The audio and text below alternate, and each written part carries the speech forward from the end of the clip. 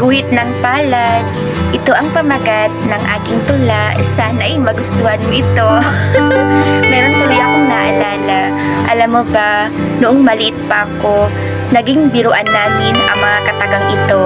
Kapag meron daw letter M sa palad, it means daw makakapag-asawa daw ng mayaman or milyonaryo. Ikaw ba? Titigan mo nga ang palad mo. Meron ka bang nakikitang letter M? So, dyan po ikot ang mensahe ng aking tula.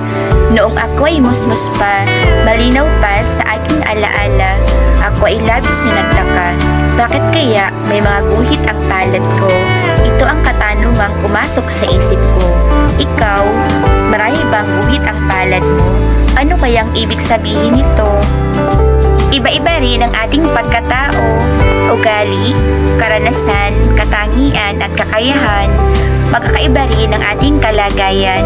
Ganun pa man, ang bawat isa ay bahagi ng bansang sinilangan.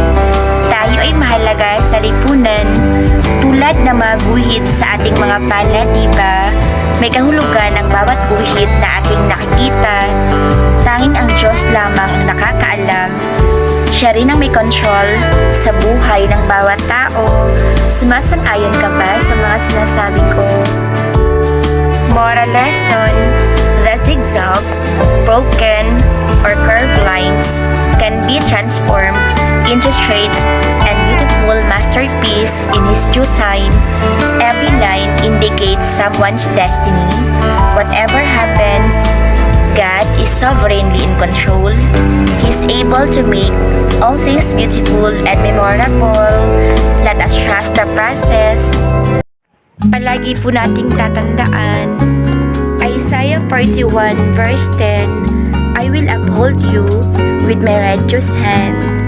In short, God is our mighty comrade through thick and thin. Keep safe everyone. God bless us all.